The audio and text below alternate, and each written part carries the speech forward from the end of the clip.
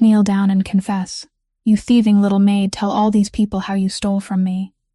Bianca Sartori's voice cut through the crystal-lit ballroom of Chicago's finest hotel as her manicured fingers twisted into the hair of Delia Vance, forcing the 27-year-old housekeeper to her knees before 200 guests. Delia, thin, exhausted, still in the same plain gray dress she'd worn scrubbing floors that morning, clutched her worn handbag and didn't cry. She only lifted her chin. Because tonight Bianca believed she had won everything. She believed the Fontaine empire had crumbled. She believed Rocco Fontaine, the 37-year-old mafia boss she was meant to marry. The ruthless man who once ruled every port and shadow in this city had lost it all, exactly as he'd let her believe. And she believed the men she'd quietly paid had made certain he wouldn't walk through a door again, so she snatched the microphone and screamed her accusation for all 200 to hear.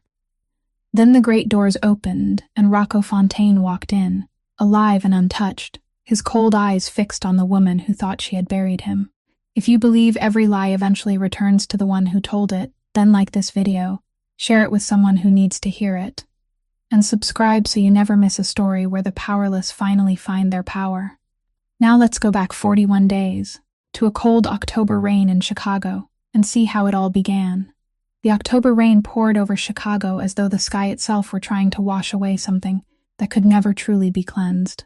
And inside the gleaming black car, moving slowly through streets drenched in reflected light, Rocco Fontaine sat in silence, one hand resting on a small wooden box lined with red velvet. At 37, he had learned to wield silence like a weapon, and the weight of it was enough to keep even his loyal driver, Tommy Riggs, from uttering a single word throughout the ride back to the estate. The empire the Fontaine family had built stretched across the docks on the city's south side, where containers of legitimate cargo carrying steel, coffee, and machinery were stacked beneath sickly yellow lights, while beneath that polished exterior lay an underground network no one dared name, a sprawling web of influence that dictated everything from the illicit gambling halls in the neon-lit downtown alleys to the silent political favors traded in mahogany-paneled boardrooms. It was an empire built on whispers, where loyalty was the currency and a single misstep could erase a man's existence without a trace left for the police to find. Rocco stood at the absolute apex of this dark kingdom, a solitary monarch who commanded an army of shadows. He did not rule through the chaotic, bloody violence of his predecessors. Rather, he controlled the city with a calculated restraint that made him infinitely more dangerous. He knew the price of every politician, the secret of every judge, and the breaking point of every rival. Yet he kept his own hands impeccably clean, causing streams of money moving through dozens of shell companies, agreements sealed with handshakes instead of signatures, and men who understood that Rocco Fontaine's word carried more weight than any contract ever could. People feared him not because he was loud, but because he was cold and precise, because he never issued the same warning twice, because in the world he ruled, loyalty was rewarded generously, while betrayal was never given a second chance.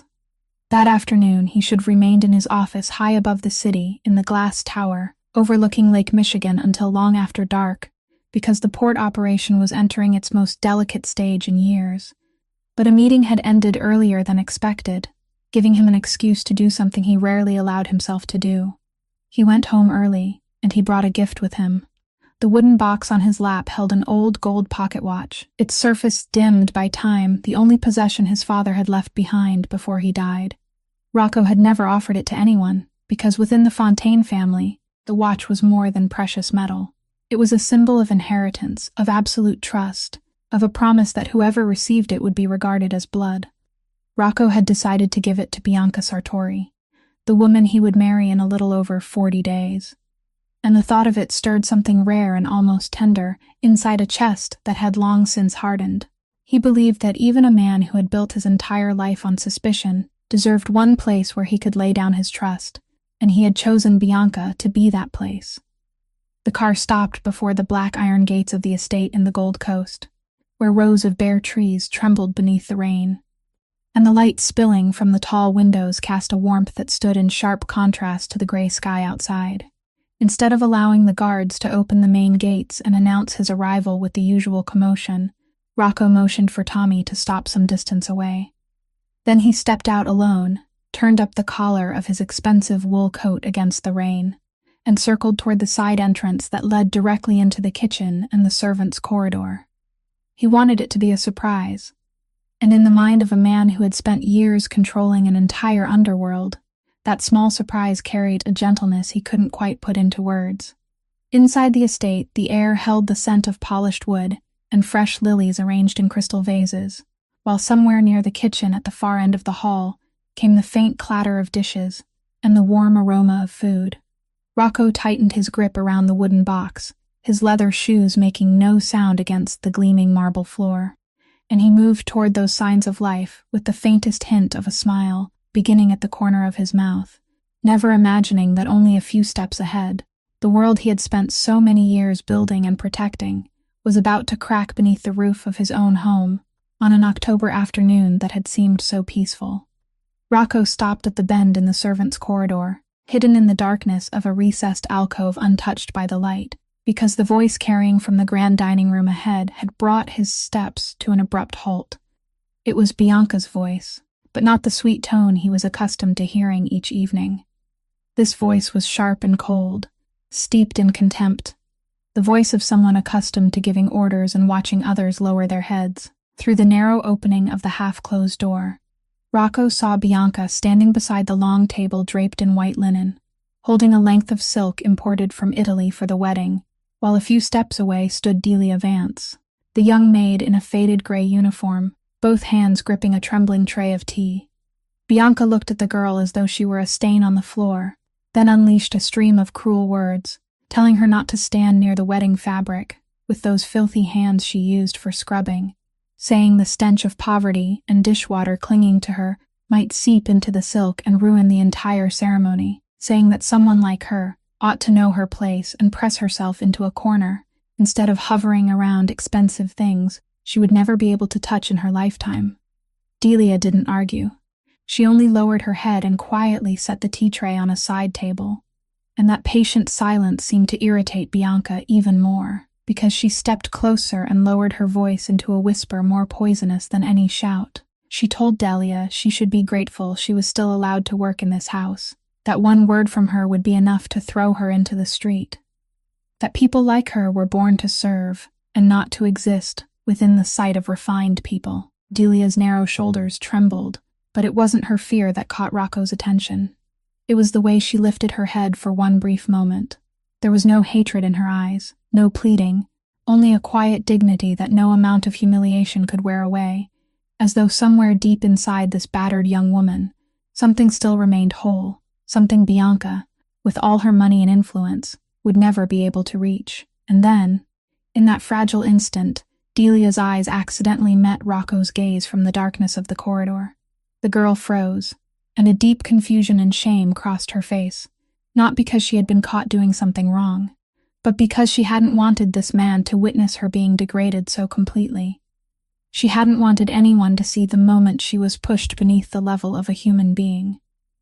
Delia quickly lowered her eyes and retreated silently toward the kitchen, leaving Rocco standing there as a slow, smoldering fury rose inside his chest, the kind of anger he had spent his entire life learning to restrain and transform into cold calculation instead of letting it erupt. He didn't storm into the room. He didn't shout. He didn't smash anything, because years spent ruling a world where every rash reaction could be paid for in blood had taught him that explosive rage was a luxury a man like him couldn't afford. He drew a deep breath, tightened his hand around the wooden box, holding his father's watch until his knuckles turned white, then stepped out of the darkness and walked directly into the dining room, his face so calm it was frightening. The instant Bianca saw him, she changed as though someone had flipped an invisible switch. The cruel mask vanished in a heartbeat, replaced by a radiant, warm smile. She dropped the silk onto the table, hurried toward him, and wrapped both hands around his arm, her voice turning sweet as honey as she said he had surprised her by coming home so early without warning, that she had missed him all day. Then she tilted her head and rested it against his shoulder, with such perfect tenderness that, had Rocco not witnessed what had just happened with his own eyes, he might have believed she was the kindest woman alive. Rocco allowed her to cling to his arm, but his eyes remained fixed on Delia's slender figure, disappearing behind the kitchen door, and inside the mind of a man who had once believed he could see through every kind of person, a cold question began to form. If Bianca could change her face so completely in a single instant, then which of those two faces was truly hers? Rocco claimed that he needed to handle some urgent paperwork in order to pull himself free from Bianca's embrace, and she didn't suspect a thing. She merely smiled and told him to go ahead and work, saying the two of them could have dinner together later, before turning back toward the decorators waiting in the grand sitting room. He entered his private study at the end of the hall, a room paneled in dark wood, lined with towering bookshelves, and anchored by a heavy writing desk. He set the wooden box containing his father's watch on the desktop, then lowered himself into the chair, though his mind still couldn't shake the image of Delia bowing her head and enduring that humiliation. It was then, through the thin partition separating the study from the small adjoining parlor, that Bianca's voice carried toward him again. But this time it wasn't the commanding tone she used with servants, nor the false sweetness she reserved for him. It was a soft, intimate whisper, the voice of a woman speaking to her lover. Rocco went still, his hand freezing midway toward a stack of files, and then he heard her say a name, Julius Kane, the investment banker who had been circling the Fontaine family's port operations for nearly a year, offering financial deals that always came burdened with far too many conditions. The same man Bianca had once sworn she had met only once in her entire life. Rocco sat motionless as though turned to stone, while every word from the woman he had intended to marry poured into his ears like drops of acid. She was giggling, telling Julius not to worry, that Rocco didn't suspect a thing, that the foolish man still believed she truly loved him, that she only needed to endure him a little longer until the wedding was complete and the property agreement had been signed, and then everything would fall neatly into her hands. She said that control of the docks, the shell companies, and the entire empire Rocco had spent years building would gradually shift toward Julius exactly as the two of them had planned, and that she would receive the share she deserved for all the months she had spent, pretending to be a gentle and devoted bride. Bianca lowered her voice even further and said she was sick to death of Rocco's solemn, self-righteous manner, that he was always worrying about the lowly workers at the docks and clinging to outdated ideas about honor and loyalty, that he might be wealthy and powerful, but he was dull, rigid, and completely lacking in charm, and that she had only ever needed him as a bridge to cross, never as a man she truly wanted. By then, the anger inside Rocco's chest had hardened into something colder than ice. He didn't strike the desk. He didn't storm out. He simply reached into the inside pocket of his coat, drew out his phone, and activated the recording function with fingers so steady they were almost frightening, because years spent in a world where evidence carried more value than human life had taught him that the sharpest weapon wasn't rage, but truth preserved with care. Then Bianca's voice shifted toward something that seemed to freeze the blood in his veins, because she began speaking about the maid, about Delia. She said the girl had seen her getting into Julius's car outside a hotel the previous Friday, that Delia hadn't said a word, but Bianca was certain she had seen everything, that the girl's quiet, submissive manner made her deeply uneasy, and that she couldn't simply fire her because Rocco would grow suspicious and start asking questions, given his strange habit of treating servants as though they actually mattered. So she needed an excuse, a reason legitimate enough to remove the girl without giving him anything to challenge. And she promised she would take care of it before the wedding. Rocco closed his eyes for 1 second, while the phone continued silently capturing every word, and in that room, still as a tomb, he could hear the steady, cold rhythm of his own heart, as the woman beyond the wall went on laughing about the future she believed would belong to her, never realizing that the man she had just called a fool was sitting less than a wall away, listening to every syllable, and beginning, slowly and ruthlessly, to calculate his first move. The moment Bianca's call ended on the other side of the partition, the phone still recording in Rocco's hand began to vibrate insistently, and the name glowing on the screen told him at once that this rain-soaked afternoon was far from finished with its blows. It was Silvio Ferraro, his seasoned advisor and the man Rocco trusted more than anyone else in the entire empire, a 54-year-old who never called at this hour to discuss trivial matters. And the instant Rocco pressed the phone to his ear, the low, gravelly voice on the other end, strained tight with tension, delivered another piece of devastating news. Barely an hour earlier, dozens of federal agents had descended on the southern port district with search warrants, sealed off all 3 of the largest warehouses, searched every container, and confiscated row after row of shipping records. Rocco rose sharply from his chair, and, in that moment, he understood that the 2 pillars of his life had cracked almost at the same time. The woman he intended to marry was plotting to steal everything from him, while the empire he had spent years building was being torn apart, piece by piece, by the federal government before the evening had even begun. Silvio continued in a voice weighed down by barely contained concern, explaining that the real problem wasn't the raid itself, but the fact that the agents seemed to know exactly what to look for and exactly where to find it. They had gone straight to the warehouses holding the most sensitive documents, as though someone had drawn them a map in advance.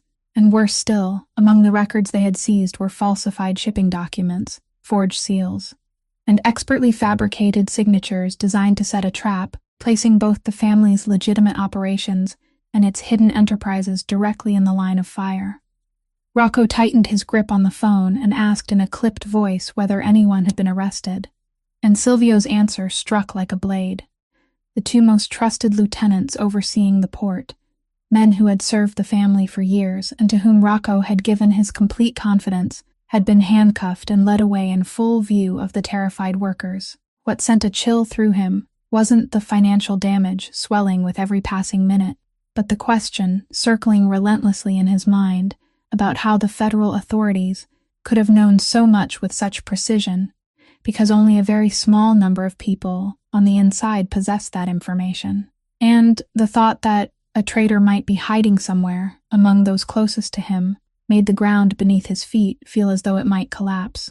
Yet even as the crisis closed in from 2 directions at once, Rocco's first thought wasn't for himself. It was for the hundreds of honest people who worked at the port, the dock hands, the forklift drivers, the warehouse employees who had names, families, and children waiting for them to bring their wages home at the end of each week. People who had never been faceless numbers on a payroll to him, but flesh and blood human beings who would bear the consequences directly if the entire port was shut down. Rocco had always operated on a solitary philosophy that separated him from the ruthless mob bosses of the past. You look at the people, not the numbers. He remembered the faces of the men who unloaded the freighters in the freezing winters, the calloused hands of the foremen who worked double shifts to put their daughters through college. To the federal government and his rival families, these workers were acceptable collateral damage in a war for power. But to Rocco, they were the very foundation of his empire. Betraying them to save his own profit margins would turn him into the exact kind of soulless corporate monster that Julius Cain represented. He knew that money could be laundered and lost territories could be reclaimed. But once a leader sacrifices the people who bleed for him, his crown turns to dust. Silvio cautiously warned him that the other members of the family council would almost certainly demand immediate layoffs to preserve the core of the empire. Some would call for mass dismissals, frozen wages, and the abandonment of those with the least power in order to protect those seated at the top. But Rocco cut him off with a firm declaration that no one was losing a job that night, that every worker was to be paid in full, and that not a single person was to be thrown into the street while the truth remained unclear. He stood in silence beside the study window, looking out across the rear courtyard, where Bianca had once dreamed aloud about an extravagant wedding celebration, and inside the mind of a man who had suffered 2 mortal blows in less than half an hour, a cold and terrible calm began to take shape. The calm of someone who understood that when every path of retreat had been sealed, the only choice left was to move forward with clear eyes and ruthless precision, because he knew that beyond the partition, the woman humming softly to herself had no idea that the game she believed she had already won had only just begun. Less than an hour after the call, Silvio Ferraro arrived at the estate. But instead of entering through the main gates, he slipped quietly inside through the side door that led directly to the study, exactly as Rocco had instructed him over the phone, because under circumstances like these, discretion was even more valuable than speed.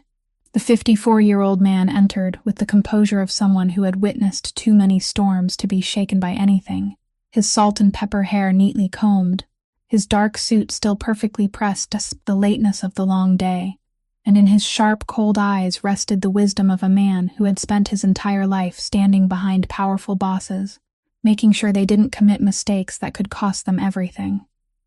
Rocco locked the door, lowered his voice, and told him everything he had heard through the partition, then placed the phone on the desk and played the recording. Silvio sat perfectly still and listened from beginning to end. His expression didn't change when Bianca's voice filled the room with contempt for Rocco, nor did it shift when she discussed seizing control of the docks with Julius Kane. But when the recording reached the part where she spoke of removing Delia, the advisor's heavy brows drew together into a deep crease, the only sign that what he had just heard had reached even a hardened man like him.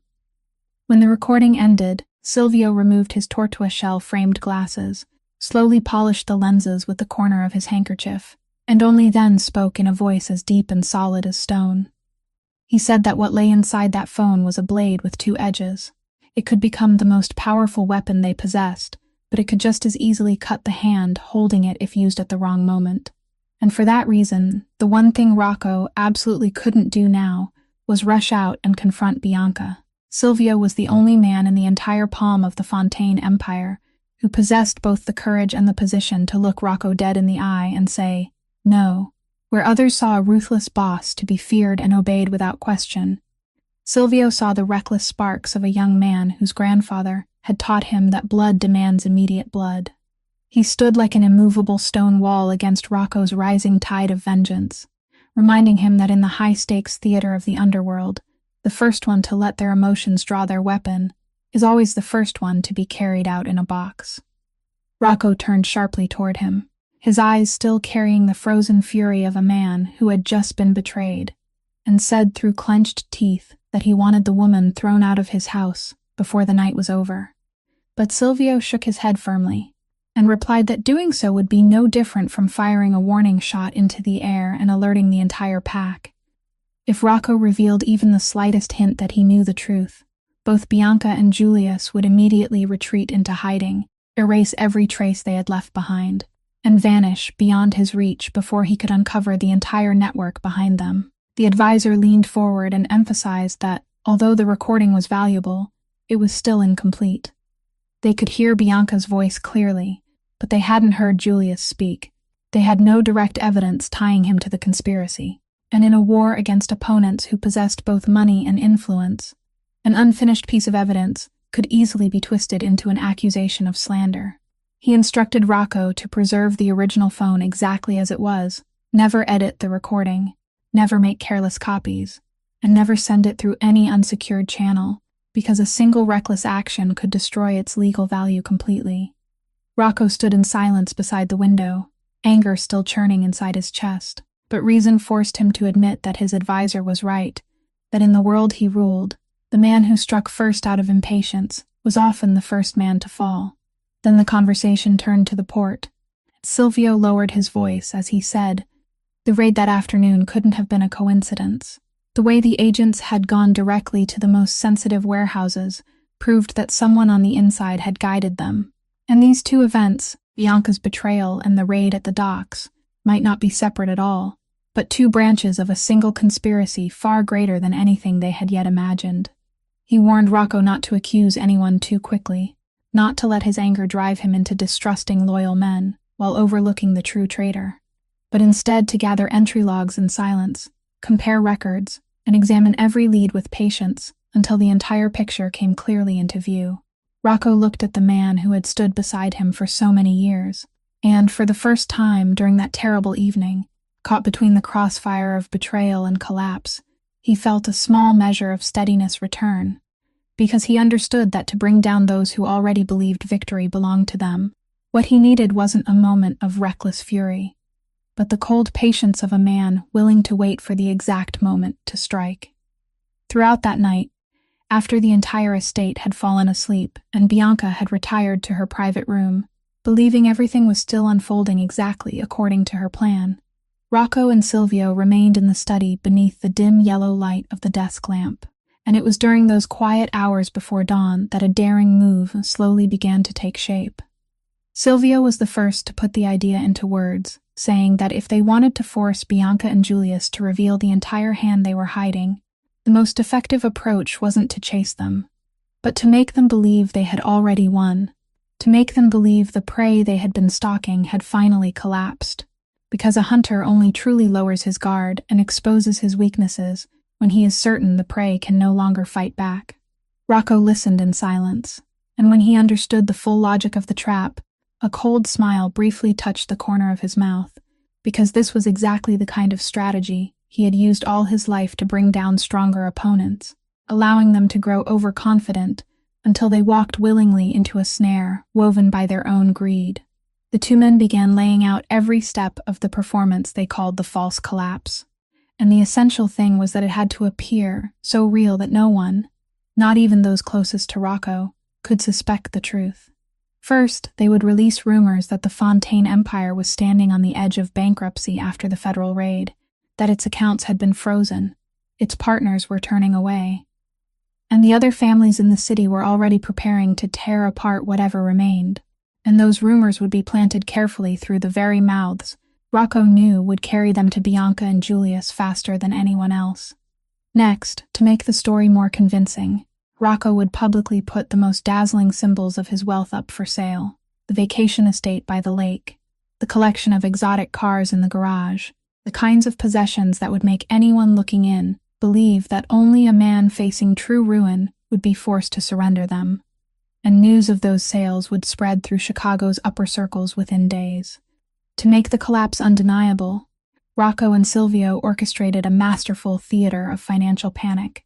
They deliberately left a trail of bleeding ledgers for Julius's inside men to find, showing massive, unexplainable losses in the shell companies. Silvio personally visited 3 of the city's most notorious offshore bankers, wearing a carefully rehearsed mask of desperation, begging for high-interest loans that he knew would be instantly rejected.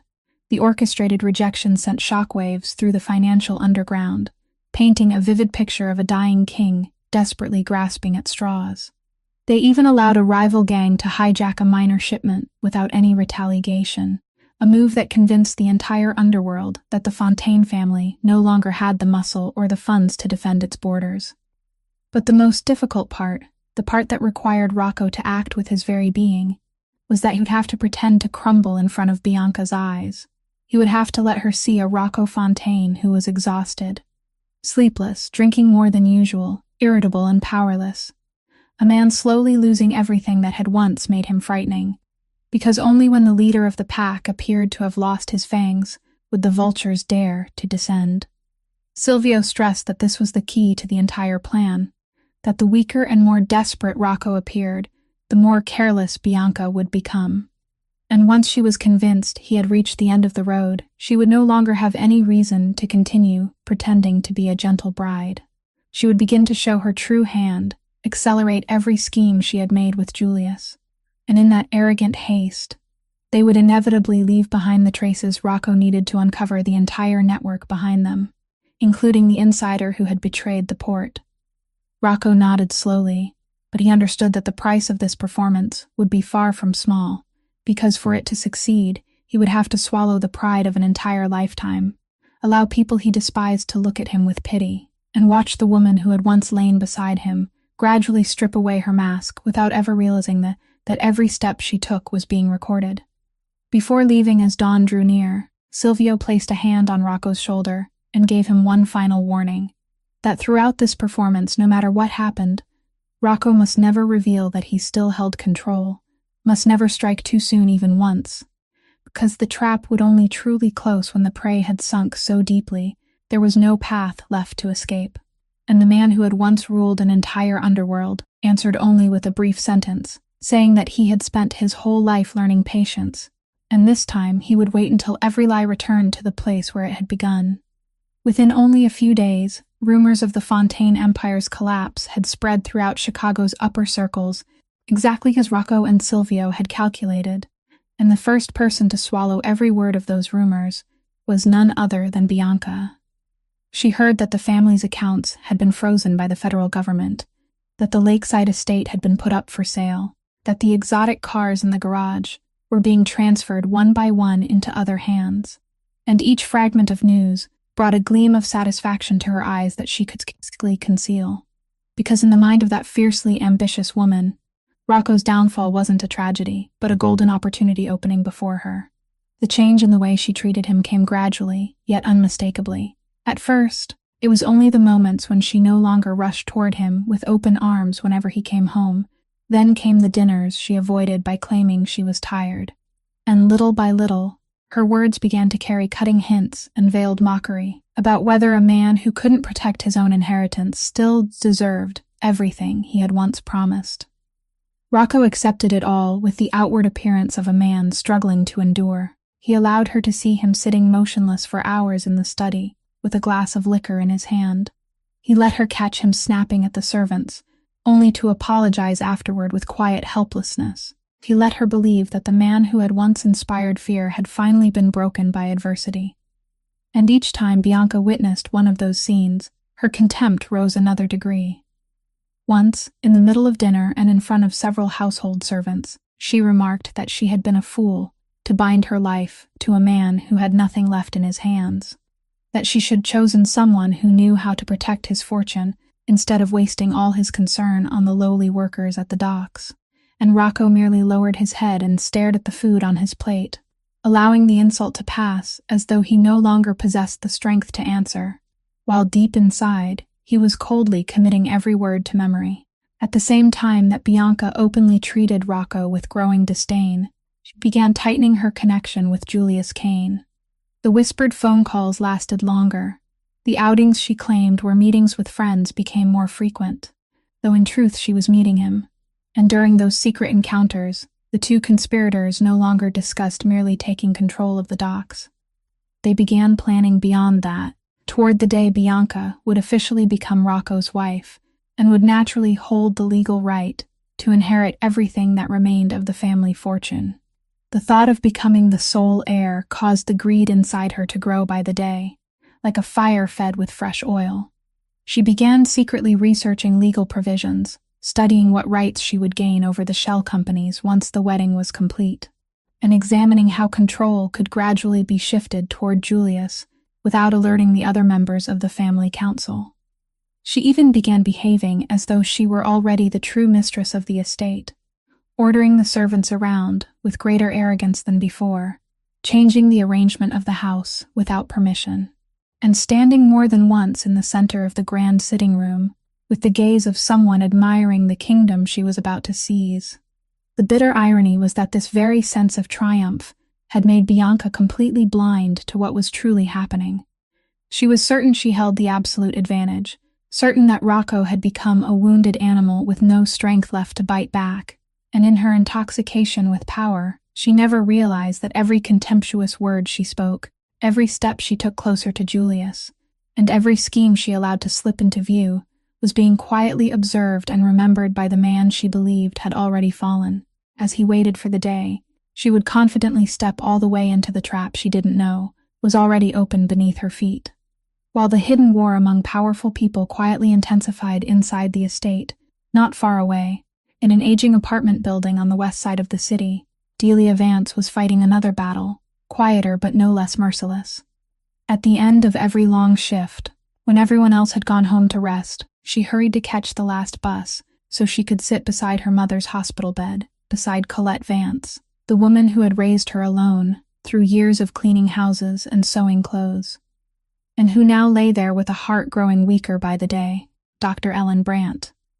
The middle-aged physician overseeing Colette's case sat down with Delia in the brightly lit hospital waiting room late one evening and told her the truth she had feared for so long. Her mother's heart condition had worsened faster than expected.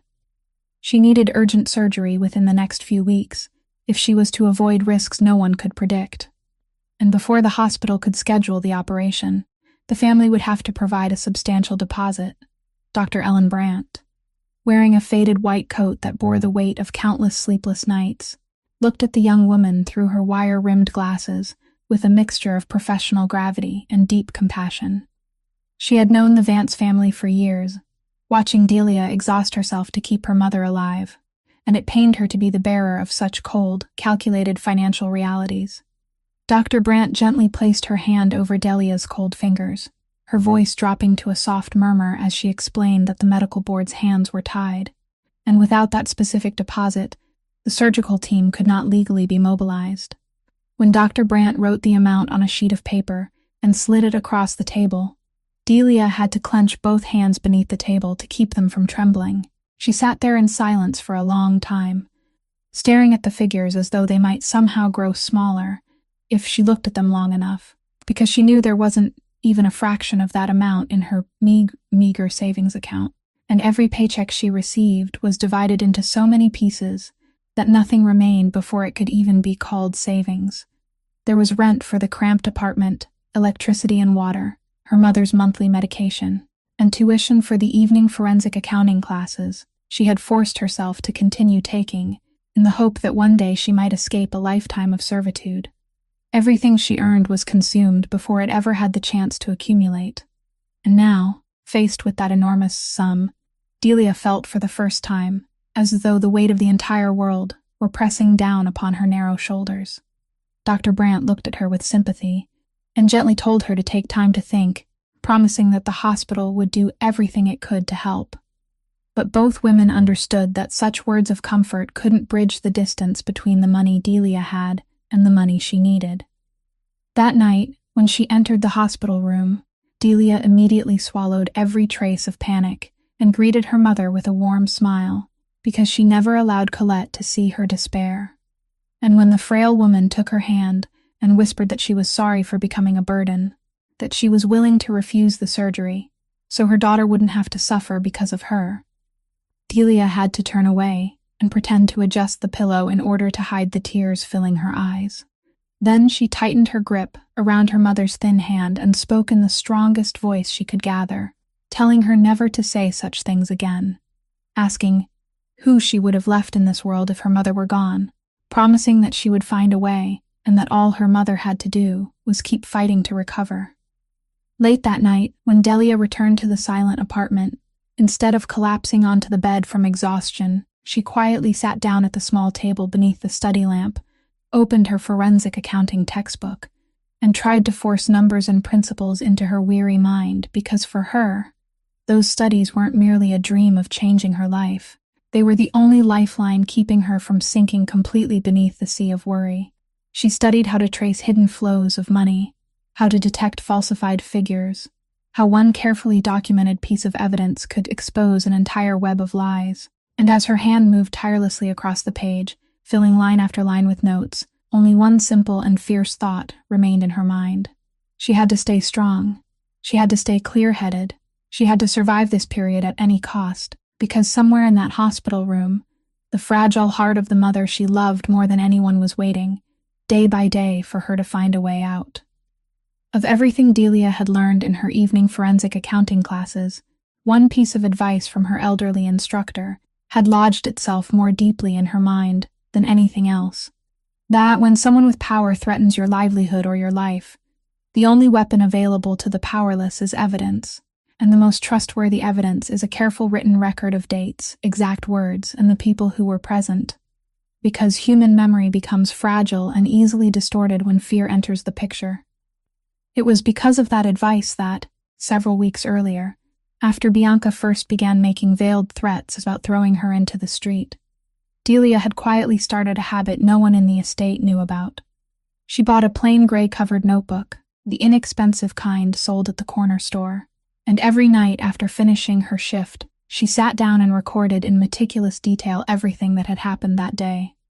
She wrote down every insult and every threat, noting the exact time each incident occurred and the names of everyone who had been in the room, even including details that might have seemed trivial, such as the color of the dress Bianca had been wearing or the object she had held in her hand, because Delia understood that in a world where the word of a wealthy woman would always carry more weight than the word of a poor maid, only details precise enough to feel cold could protect her if the day ever came when she was forced to prove her innocence.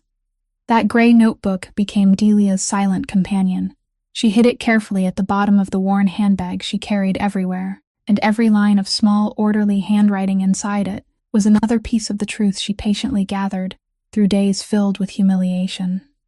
Then, late one afternoon, while Delia was cleaning the corridor near the small parlor, She accidentally overheard a fragment of conversation that seemed to turn her blood cold. Bianca's voice drifted through the partially open door, but this time it wasn't filled with the contempt Delia knew so well. It was a low, calculating exchange, and although Delia heard only a few broken sentences before hurrying away to avoid being discovered, what reached her ears was enough to make her shudder. She heard Bianca mention the need to take care of something involving Rocco, refer to a man whose name Delia didn't recognize, and speak of Delia herself as an obstacle that needed to be removed before the wedding. Delia didn't hear the entire conversation. She didn't know how far the conspiracy reached or who else stood behind it, and she didn't dare remain there for even another second to listen more closely. But the instinct of a woman who had spent too long being treated as though she were beneath everyone else told her that what she had just heard wasn't something she could simply ignore. That night, when she returned to the apartment, Delia's hands trembled as she opened the gray notebook, and for one brief moment she hesitated. A voice in her mind warned her that writing down something like this could draw her into danger, that if the notebook ever fell into the wrong hands, it might become the very thing that made her pay the price. But then she thought of her mother lying in a hospital bed, thought of the unjust world where the weak were always forced into silence, and understood that fear couldn't become a reason to close her eyes and look away, because silence had never protected people like her. So she drew a deep breath, picked up her pen, and with handwriting that still trembled slightly, carefully recorded everything she had heard, the date and time, the position of the door, and every fragment of every sentence she could remember, never imagining that those small lines, written in fear, would one day become one of the most important pieces needed to overturn an entire game that powerful people believed they had already won. Bianca wasn't the kind of person who would allow a potential threat like Delia to continue existing in peace. And as she grew increasingly convinced that Rocco had lost all power to protect anyone, she began carrying out an attack far more calculated and vicious than the direct insults she had used before. She set out to destroy the young woman's reputation from the shadows. It began with whispers released with careful precision. Bianca started hinting to people in Chicago's upper circles that several valuable items had recently disappeared from the Fontaine estate. Then she would frown as though deeply troubled and say she didn't want to accuse anyone. But it was difficult not to feel suspicious when the impoverished maid was the only person who regularly entered the rooms where expensive possessions were kept. Once planted, those rumors spread like flames caught by the wind, and within only a few days, the claim that Delia was a thief had passed from one mouth to another, becoming more distorted and swollen with every retelling, until it was no longer a vague suspicion, but an unquestioned truth in the eyes of people who had never once spoken to her. More cruelly still, Bianca had someone retrieve old photographs taken at family gatherings, photographs in which Delia had merely appeared by accident in the background wearing her servant's uniform, then cropped and altered them so that the young woman became the focus, framed in suggestive angles.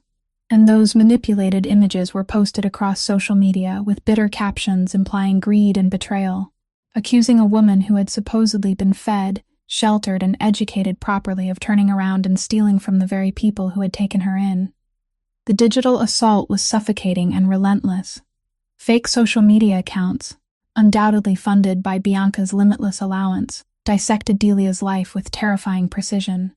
They mocked her worn-out shoes, posted her neighborhood's crime rates to brand her as street trash, and flooded local community forums with fabricated warnings about her character. Every time Delia looked at her cracked phone screen, she saw thousands of strangers enthusiastically participating in her public execution. The sheer scale of the coordinated hatred made her feel as though the walls of the city were physically closing in on her, a chilling reminder of how effortlessly the wealthy could manipulate reality and destroy a powerless citizen's life from the comfort of their velvet couches. The consequences descended on Delia swiftly and without mercy. One morning, while she was on her way to the hospital to visit her mother, she received a call from the Human Resources Department of that same hospital, where she had applied for a part-time position in the hope of earning additional money for the surgery.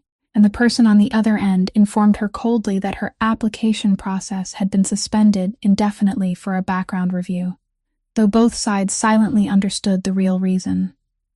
Delia stood frozen on the crowded sidewalk, the phone still pressed to her ear even after the call had ended, and she felt as though the ground had been pulled out from beneath her feet, because that job had been the lifeline she had clung to for days, and now it had vanished because of an accusation she hadn't even been given the right to answer. Isolation began closing around her from every direction. Coworkers at the estate, who had once greeted her with a few friendly words, now avoided her eyes, whispered behind her back, and fell silent whenever she approached. Because in a world where power belonged to the strong, very few people dared stand beside a maid targeted by the woman expected to become the future mistress of the house. Even those who had once felt some sympathy for her chose to keep their distance in order to protect themselves, and Delia understood. She didn't blame them, because she knew that in their position, she might not have been able to act differently either. What hurt her most wasn't the rumors or the shunning looks, but the helplessness of watching her honor trampled while having no way to defend it, of realizing that a person with enough wealth and influence could easily turn an honest human being into a criminal in everyone's eyes, with nothing more than a few words and several false photographs. Yet even in those darkest hours, when she returned to the silent apartment and sat curled in the shadows, Delia still quietly took out the gray notebook and recorded everything. She wrote down the call from the hospital, the rumors she had heard, and every date connected to the campaign of slander that was drowning her life. Because deep inside a heart hardened by pain, she still protected one stubborn belief that no matter how deeply the truth was buried, the day would eventually come when it rose into the light. Rocco had been quietly watching Delia ever since the day he witnessed her humiliation in the dining room. But it wasn't until Bianca's campaign of slander against her reached its height that he finally decided to approach the young woman, because, in the mind of a man accustomed to seeing through every hidden motive, a conviction had gradually begun to form that the maid shunned by the entire estate might be the only person in the house who had never lied to him. He chose a late evening when Bianca had gone out, and the other servants had already left, quietly seeking Delia in the rear kitchen, where she was alone finishing the last of her cleaning before going home. And when his tall figure appeared in the doorway, the young woman startled and stepped back, her eyes revealing the wariness of someone who had grown far too accustomed to being hurt by powerful people. Rocco kept his distance, his voice low and calm, and told her that he knew the rumors about her were lies, that he didn't believe she was a thief. And those words, instead of bringing Delia relief, only made her more cautious, because she had learned that unexpected kindness from those standing above her could sometimes be even more dangerous than open cruelty. She didn't rush to show gratitude or lower her head in thanks. She merely asked in a quiet voice, "What do you want from me?" And the bluntness of the question caught Rocco briefly off guard, because it had been a very long time since anyone had dared look directly into his eyes without fear or flattery. During that guarded conversation, filled with tense silences, Rocco carefully asked about what she might have witnessed inside the estate. At first, Delia answered only in short, restrained phrases. But when he mentioned that he knew Bianca was trying to harm her, something inside her seemed to break open, and she slowly admitted that she had written everything down. Rocco went still when she reached into the bottom of her worn handbag and drew out the gray-covered notebook, and as he turned through pages crowded with small, orderly handwriting, recording every date, every threat, and every detail that an ordinary person would never have thought to preserve, he immediately understood that what he held wasn't merely the private journal of a humiliated maid. It was a documented timeline of evidence created before the conspiracy had fully erupted, something of immeasurable value in the game he was playing. He lifted his eyes and looked at the young woman differently then. There was no longer pity for someone powerless, but respect for a person who had armed herself with the only weapon her circumstances allowed. And in that moment, he understood that Delia was the crucial witness he needed, the only person capable of connecting the fragments that even he, with all his power, had not yet managed to gather completely. But when Rocco asked to borrow the notebook and offered to protect her, Delia stepped back and set her boundaries in a voice that was calm but unyielding. She said that she was only an employee in this house, that if she made accusations against the woman he was preparing to marry, What assurance did she have that he wouldn't turn around and decide that she was the one causing trouble? And the question struck directly at the most painful truth, leaving Rocco unable to answer at once, because he knew she was right. She added that she had recorded everything, not because she wanted to become a pawn in a war between powerful people, but because she needed to protect herself and the mother lying in a hospital bed, and that she wouldn't place her safety in anyone's hands merely because they offered her an empty promise.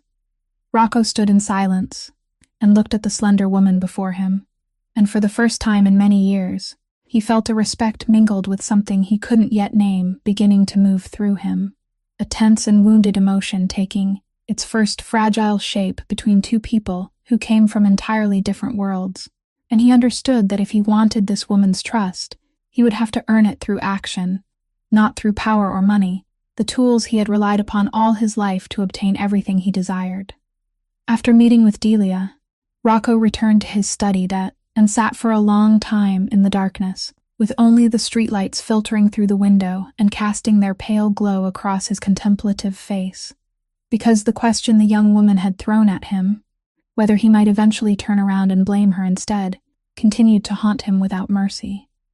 He realized that Delia's caution wasn't groundless timidity, but the result of a bitter truth he had never dared face in all his life, that in the world he had spent so many years building and ruling, no one dared tell him the things he didn't want to hear.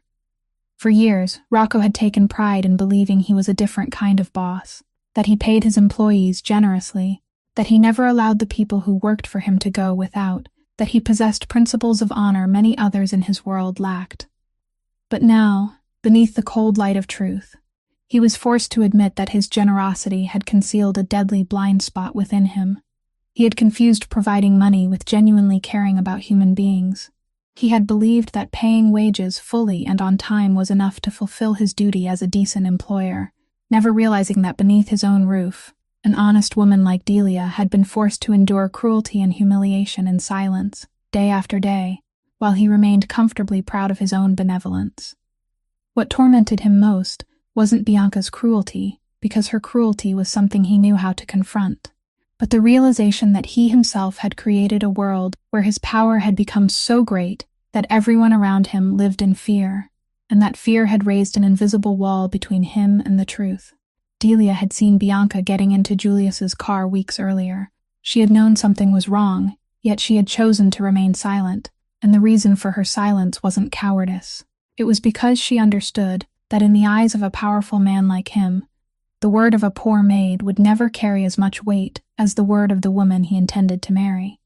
That if she spoke, she would be the one suspected of stirring up trouble, not Bianca. The thought sent a chill down Rocco's spine, because it meant that over all those years, countless other truths might also have been buried in silence, simply because the people who knew them were too afraid to speak. How many warnings had never reached him? How many signs of danger that he should known about had failed to reach his ears because he had unknowingly turned himself into a man no one dared be honest with? The price of that blind spot now stood before him with unbearable clarity. He had nearly married a traitor. His empire had been stabbed in the back by someone from within. He had stood on the edge of ruin without realizing it until the final moment. Rocco rose and walked to the window, looking down at the silent street shining beneath the rain. And inside the heart of a man who had once believed he understood every hidden corner of power, a quiet but unwavering decision began to form. He would protect Delia, not because she was useful to the game he was playing, but because it was the right thing to do, something he should have done long ago. Yet he understood that in his world, protection couldn't come through promises or ordinary legal procedures. It had to come in his own way, through the unseen power he controlled. And so he quietly ordered the most loyal men in his circle to watch over the young woman and her mother in the hospital, guarding them from a distance without allowing Delia to know, because he didn't want that protection to become a burden or a chain that made her feel indebted to him. In that moment, for the first time in many years, Rocco Fontaine no longer thought like a boss calculating his next move, but like a human being trying to atone for a wrong he hadn't even known he had committed. And that late awakening had begun to change him quietly in ways even he couldn't yet foresee. The performance of a false collapse had worked exactly as Silvio predicted.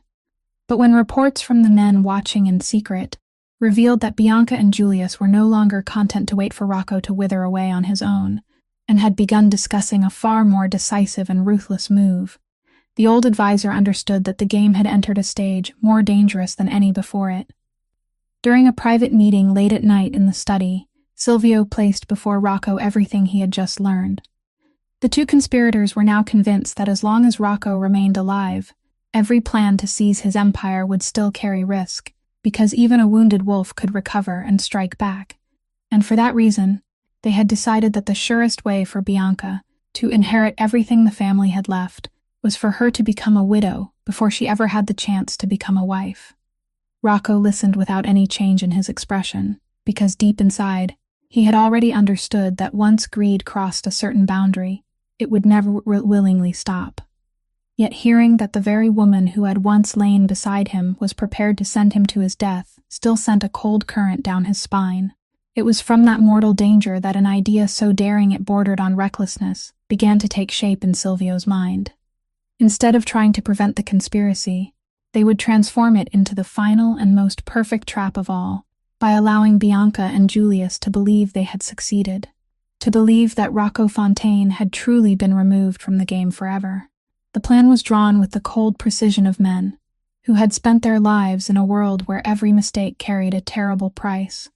Silvio would carefully allow certain pieces of information to slip out, guiding the two conspirators into believing they had an opportunity to strike. And when the moment came, everything would be arranged so that from every outside angle, it would appear that their plan had achieved its purpose, that the once powerful boss had fallen and no longer walked among the living. Rocco's most loyal men whose devotion had been tested through years of hardship, and had never wavered even when the empire seemed to be collapsing, would be called upon to create a performance without a flaw, with rumors planted in the right places, traces arranged exactly as needed, and Rocco's sudden disappearance made convincing enough for the entire underworld to believe that the worst had truly happened. Silvio emphasized that this would be the greatest and most dangerous gamble in the entire plan, because once it began, there would be no way to take it back. And throughout the time when the whole world believed he was dead, Rocco would have to vanish completely from sight, remain hidden in the darkness, and restrain every instinct that urged him to intervene, even if he had to watch the traitors celebrate freely over the collapse they believed was real. Yet that very absence, that certainty that their prey was truly dead, would cause Bianca and Julius to abandon the last of their caution.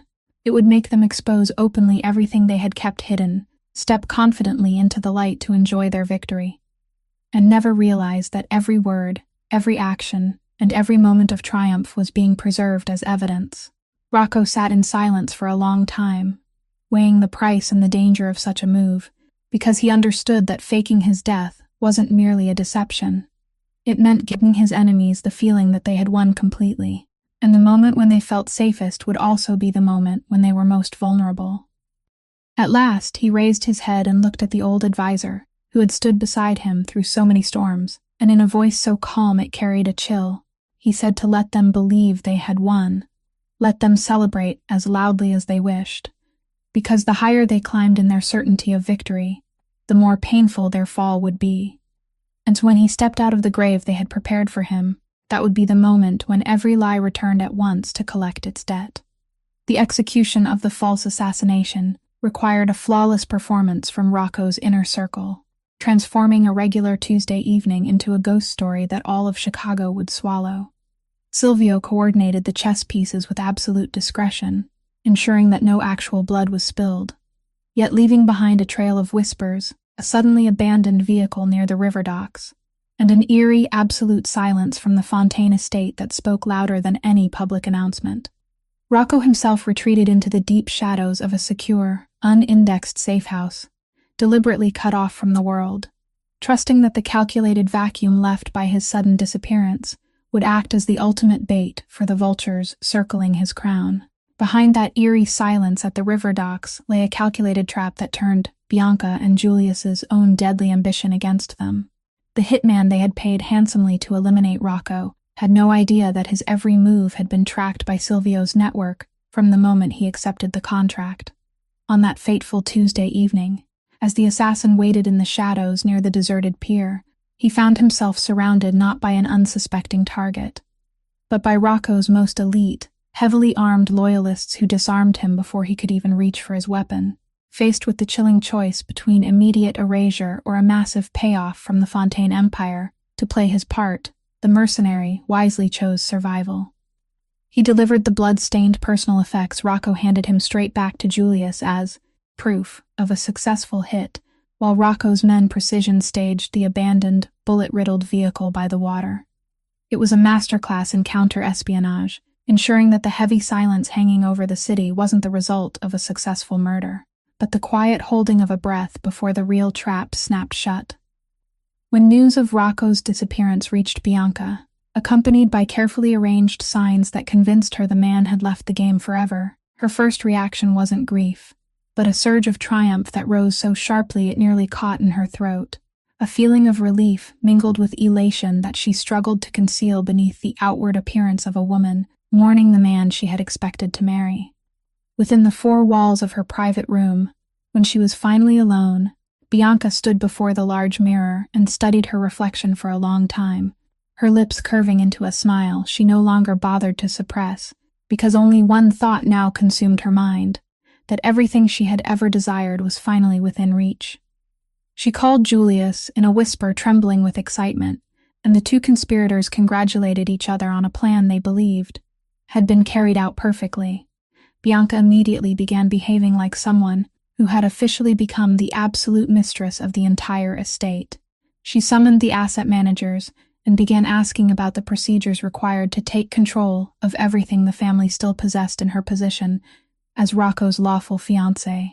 She moved through the mansion with the bearing of a newly crowned queen, touching such expensive object as though asserting her ownership, and issuing commands to the servants in a superior tone, no longer softened by even the slightest trace of restraint. But nothing revealed Bianca's greed and cruelty more clearly than her decision to organize a grand gathering, an event she publicly described as a memorial and tribute, though in her heart it was truly a celebration of her own victory, a night when she would display before all of Chicago's upper class that she had risen to the summit of power and now held everything in her hands. She personally prepared a guest list containing the names of the city's 200 most prominent figures, chose the grand ballroom of its most luxurious hotel, ordered costly floral arrangements and bottles of rare wine, and selected a magnificent gown for herself as though this were the most important day of her life, because to Bianca, standing beneath brilliant lights while surrounded by the admiration and envy of everyone present was the sweetest reward for all the months she had been forced to play the role of a gentle and devoted bride. Yet even at the height of her triumph, the cruelty inside her wouldn't allow her to ignore the thorn that had remained lodged in her side for so long. That thorn was Delia, the maid she both despised and feared, the woman who had witnessed her secret with her own eyes, and the only person Bianca hadn't yet managed to eliminate completely. Bianca decided that her victory celebration would also be the place where she destroyed Delia once and for all, not through a quiet dismissal, but through a public humiliation powerful enough to stain the young woman's name forever and ensure that no one would ever believe another word she said. To accomplish that, Bianca needed false evidence, an excuse that couldn't be denied, and so one afternoon, when the servants' quarters were deserted, she personally went to the row of employee lockers, carrying the expensive diamond ring she intended to claim had been stolen. With the confidence of someone who believed she now possessed the power to decide everyone's fate, she opened the locker bearing Delia's name and quietly pushed the ring deep inside, hiding it beneath a neatly folded uniform. Her carefully manicured hands didn't tremble as she committed that despicable act, because in her mind, it was merely one final move required to remove an insignificant obstacle. What Bianca didn't know, what her arrogance and blind certainty of victory had made her incapable of imagining, was that directly above her, concealed in a hidden corner invisible to the naked eye, a small camera had silently captured every second of what she had done. From the moment she opened the locker door to the instant, she carefully closed it again and walked away with a satisfied smile on her lips. The man she believed was dead remained somewhere in the darkness, quietly watching her every move through the eyes of those loyal to him.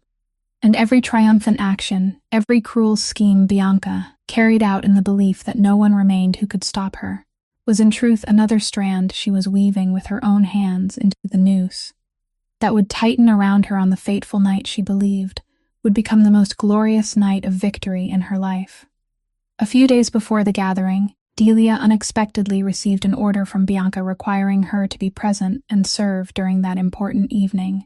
And the moment she heard the news, a feeling of unease rose inside her, like a dark cloud warning of an approaching storm.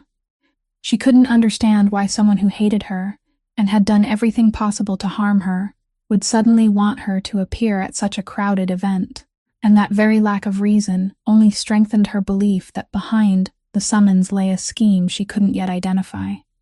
Delia had endured enough to understand that when someone powerful deliberately pulls you into the spotlight, it is rarely for anything good, and that night she sat for a long time at the small table in her apartment, turning through the pages of her gray notebook, rereading every line she had written about Bianca's threats, while the feeling that a trap was being prepared for her grew clearer with every passing moment.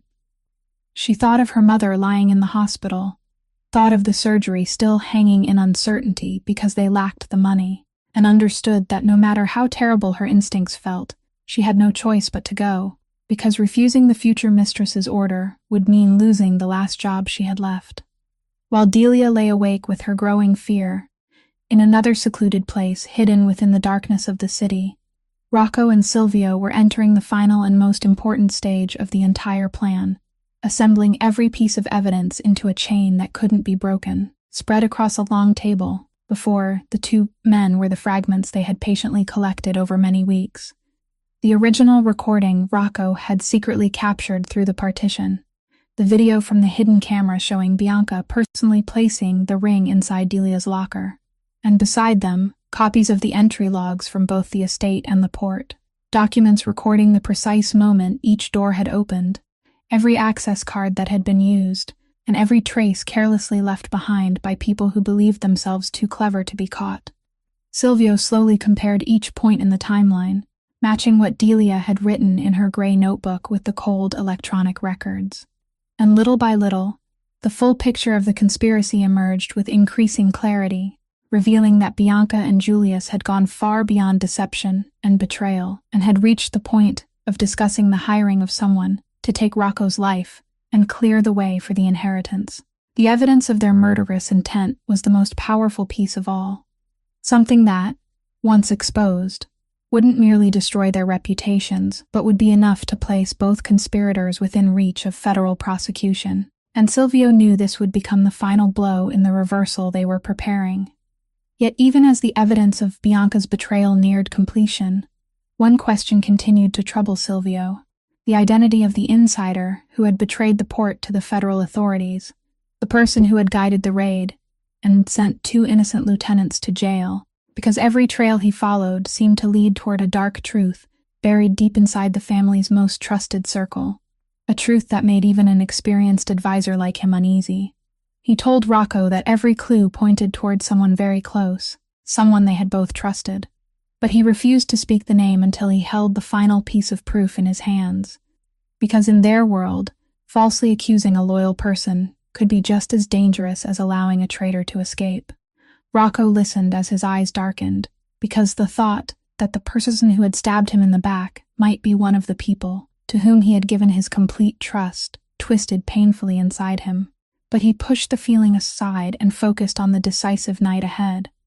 The two men agreed on every final detail of the plan, from the moment Rocco would appear to the exact order in which the evidence would be revealed. And when the lights in the hidden room finally went dark near dawn, both Rocco and Silvio understood that the gathering Bianca was eagerly preparing as the night of her greatest triumph would in truth become the stage for the most spectacular collapse of all, a place where every lie, every cruel scheme, and every act of betrayal would finally be dragged into the light before 200 witnesses, and the storm that had been gathering for 41 days was now waiting for only one precise moment to break. In the magnificent ballroom, where 200 guests had fixed their eyes upon her, Bianca still held a fistful of Delia's hair tightly in her hand, and the young woman's stubborn silence, the way she kept her head raised instead of begging, only caused the fury and triumph inside Bianca to blaze even more violently. She hissed that this girl had dared steal her priceless diamond ring, that this was the true face of poor, lowborn people who were given shelter only to turn around and bite the hand that had taken them in. And she ordered Delia to kneel and confess her guilt in front of everyone, so there would be no room left for denial. But instead of collapsing in fear as Bianca expected, Delia slowly looked around the ballroom at the faces, waiting to witness the downfall of someone they considered beneath them. Then, in a voice that trembled yet remained clear enough for the entire room to hear, she answered that if Bianca wanted to accuse her, then she should do it properly. She said that before anyone touched the ring being presented as evidence, they should clearly record who had opened the locker, who had first discovered it, who possessed a key, and who had permission to enter that area, because an accusation was nothing more than slander, unless it was accompanied by an investigation into where the evidence had come from and who had been given the opportunity to place it there. She said poor people also had the right to a fair investigation, that she wasn't asking anyone for pity, but only demanding that the truth be revealed exactly as it was. And those words, spoken by a maid whose hair was being pulled while she was forced toward the floor, caused the entire ballroom to fall suddenly silent, in a confusion no one could quite explain, because no one had expected a person driven to the edge to retain such clarity and dignity. Bianca froze for a moment, a flash of unease crossing her face, but her arrogance immediately overwhelmed it. She gave a scornful laugh, snatched the microphone from the host's hand, and ground out each word into it, saying that she didn't need any investigation, that she knew with her own eyes that this girl was a thief. And she shouted the accusation loudly enough for all 200 people to hear, certain she had just delivered the final blow. But at the very moment, her voice had not yet fully faded from the air. Every brilliant light in the ballroom suddenly went dark. The room plunged into abrupt blackness, sending startled murmurs rippling through the crowd. And then the enormous screen behind Bianca flared to life, displaying a video before everyone with every detail unmistakably clear. On that screen, under the gaze of 200 pairs of eyes, Bianca herself appeared, wearing clothes and carrying herself in a manner that couldn't possibly be mistaken. Quietly opening the locker bearing Delia's name, taking the diamond ring from her clothing, carefully hiding it beneath the neatly folded uniform, then closing the door with a satisfied smile on her lips. The entire ballroom seemed to stop breathing. Gasps of disbelief and stunned whispers spread through the room like waves, and Bianca's hand, still gripping Delia's hair, suddenly fell away. Her face changed from triumph to deathly pale in an instant as she realized that the evidence being exposed before everyone wasn't against the maid at all, but against her. Delia slowly rose from the floor and lifted a hand to smooth her disheveled hair.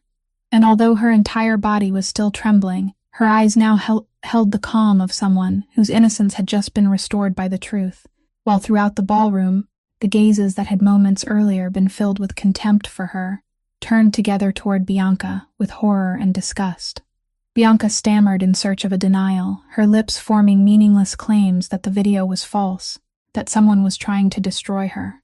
But her voice broke, and no one cared to believe her anymore, because the images on the screen were far too clear to deny. And while Bianca floundered in the collapse of her first lie, while she believed everything had already become as terrible as it could possibly be, the great doors of the ballroom slowly opened, and from the light spilling in from the corridor, a tall, familiar figure she had been certain had vanished from this world forever, began walking slowly inside, causing her knees to nearly give way beneath her where she stood. Rocco Fontaine entered the center of the ballroom with slow, measured steps, alive and unharmed, his ice-cold gaze cutting straight through the stunned crowd before settling on the bloodless face of the woman who had once believed she had buried him. And with every step he took toward her, Bianca retreated as though she were watching a ghost return from the grave. She stammered his name, her voice breaking into sounds that carried no clear meaning, because the entire foundation of her certainty that she had won had collapsed in a single instant. And when Rocco began to speak, his voice was calm and low, yet it carried throughout the deathly silent ballroom. He said that the video they had just watched was only the first truth, and that there was a second truth, far heavier than the first, which everyone present that night deserved to know. He gave a slight signal, and the enormous screen came alive once again. But this time it didn't show the ring being planted in the locker. Instead, recordings and documents appeared, exposing a conspiracy many times darker. Evidence proving that Bianca and Julius Kane had joined forces not only to seize the Fontaine Empire, but also to hire someone to take Rocco's life, arranging his death so she could lawfully inherit the entire fortune as his widow. Julius's voice rang clearly through the speakers, coldly discussing when the act should be carried out, the amount of money that had been promised, and the method they would use to conceal every trace. And each sentence struck the ballroom like the blow of a hammer, leaving the wealthy guests, people accustomed to polished social performances, pale before the naked cruelty unfolding in front of them. Julius, who had been standing among the crowd believing he was safe in the shadows, suddenly became the focus of every horrified gaze, his face twisting with panic as he realized that the secret conversations he had been certain no one knew about had been recorded in full. He stumbled backward toward the door, but Rocco's men had already sealed every exit in silence. Yet the heaviest blow, the revelation that no one in the ballroom, not even Bianca or Julius themselves, could have anticipated, had still not been delivered, because as Rocco continued, he turned his gaze toward a man standing in the front row among the guests. Someone everyone knew as one of the Fontaine family's most trusted and highly regarded lieutenants, a man who had stood beside Rocco for years and had always appeared absolutely loyal. Rocco slowly revealed that this man was the insider who had betrayed the port to the federal authorities, that he was the one who had leaked the information that led to the raid, forged the false documents used to frame 2 innocent lieutenants, and sent them to prison in his place, and that he had done all of it not because of principle or coercion, but because Julius Kane had bought him with money and the promise of a powerful position in the new empire once Rocco had been removed.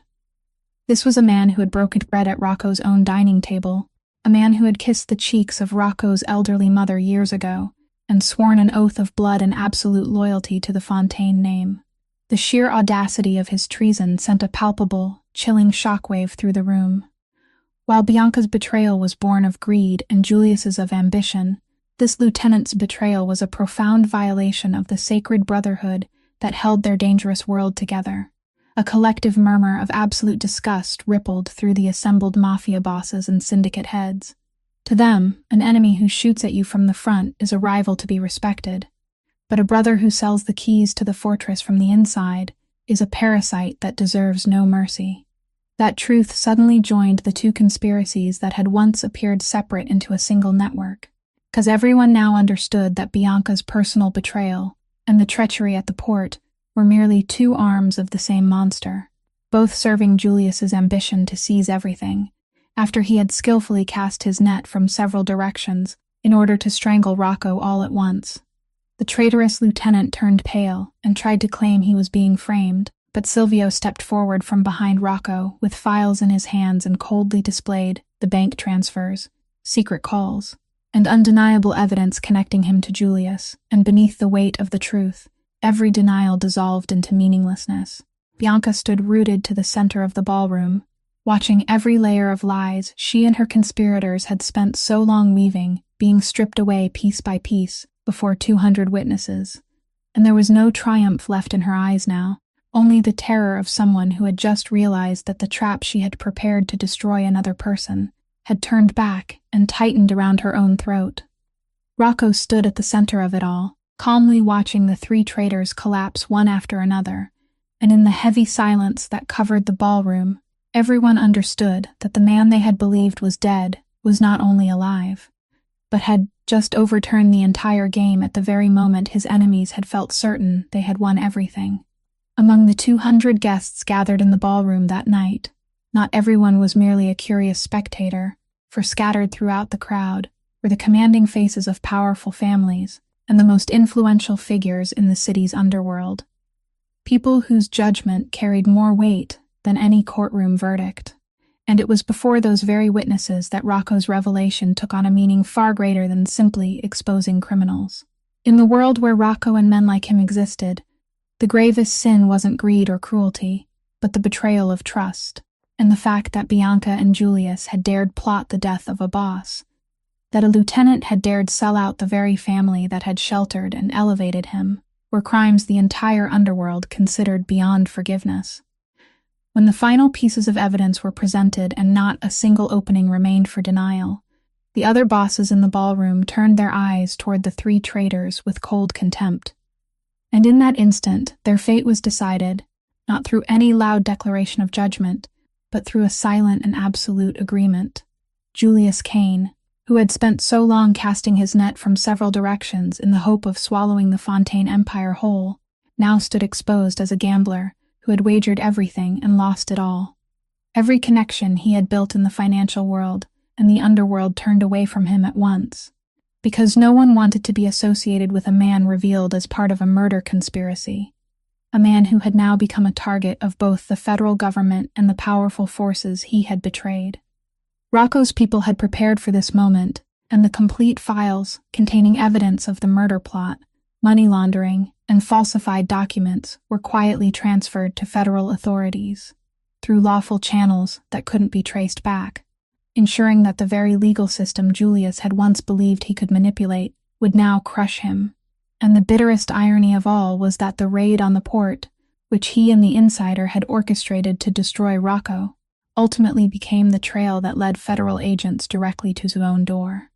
The traitorous lieutenant, who had traded years of trust for dirty money and an empty promise, faced the most bitter fate a man in his world could imagine. He was stripped of every honor and position, permanently cast out from the community to which he had once belonged, and handed over to the law with complete evidence of his crimes, while the two innocent lieutenants he had sent to prison were cleared and released because of the very records Rocco and Silvio had patiently gathered.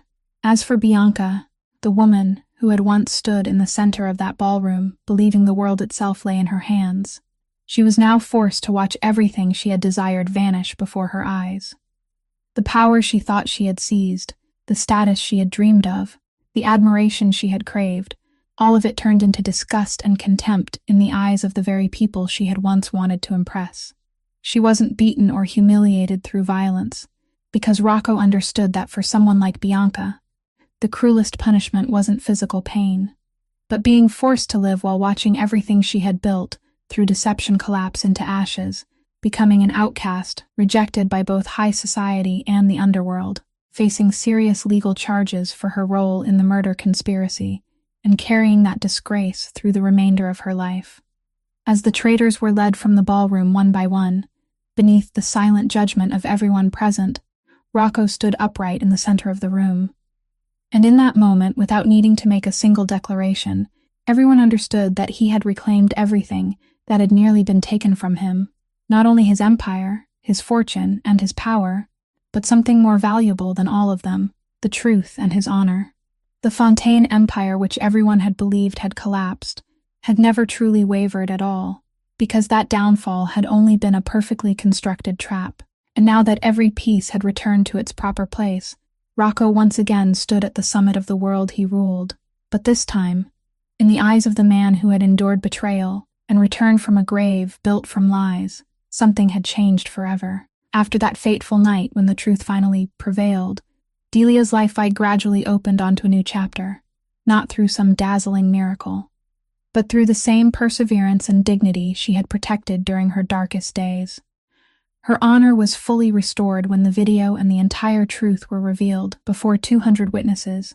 The cruel rumors that had once surrounded her disappeared, and the people who had avoided her now looked at her with respect and a measure of remorse for having been so quick to believe a lie. What brought her greater happiness than anything else was that her mother Colette's heart surgery was finally performed in time and ended in complete success, because the cost that had once seemed like an impossible burden was quietly and discreetly taken care of. And when Delia sat beside the hospital bed, holding the warm hand of her recovering mother, the tears streaming down her cheeks were no longer tears of despair, but tears of profound gratitude for life. Yet the most admirable thing about Delia was the path she chose for herself afterward, because she refused to let her story become an easy tale about a poor maid whose fate was transformed when a powerful boss married her. When Rocco offered to repay her generously, Delia declined the extravagant gifts and accepted only the support necessary to complete the forensic accounting program she had pursued for so long. And even then, She insisted that the assistance be provided through an independent scholarship fund, where she would be evaluated fairly on the strength of her own abilities, rather than through anyone's pity or special favor. She graduated with outstanding results and became an auditing specialist, someone who used her knowledge of numbers and transparency to protect vulnerable people from exploitation, turning the weapon that had once helped her defend herself into a tool for helping others. And on her desk, she always kept a small written reminder that an ordinary person's innocence should have been enough for them to receive respect.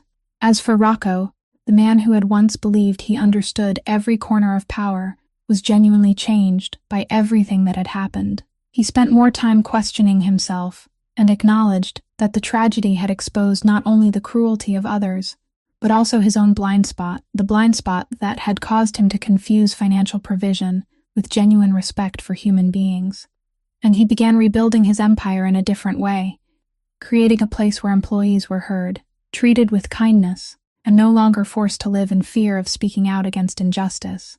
Between Rocco and Delia, a special affection began to grow, but it wasn't a hurried or convenient romance. It was a deep appreciation built upon trust and mutual respect between two people who had once stood in entirely different worlds, a relationship with clear boundaries, nurtured slowly and sincerely, where Delia always preserved her independence and dignity, and never became merely the shadow of the powerful man beside her. The story of Delia and Rocco leaves us with a profound lesson, that the most frightening kind of poverty isn't an empty bank account, but a soul so impoverished that it can only judge people by the value of the clothes they wear or the house where they live. That dignity isn't a reward reserved for the wealthy or powerful, but a fundamental right belonging to every human being, regardless of who they are or where they stand in society. And that when a powerful voice rises to accuse someone who has little power of their own, what we must do isn't rush to judgment, but pause, listen, and search for the truth, because money may buy the loudest microphone in the room, but it can never turn a lie into the truth forever. If this story has touched your heart, please subscribe to our channel, like and share this video, so you can continue joining us each day for more meaningful and compelling stories. And we would truly love to know how you feel about what you have just heard. Have you ever encountered honest people in real life who were treated as unfairly as Delia? Please leave a comment and share the feelings from deep within your heart so that we and the other viewers can listen and understand together. Thank you for taking the time to stay with us until the very final moment. We wish everyone watching this video lasting good health, joy in each new day, and a peaceful, hopeful heart.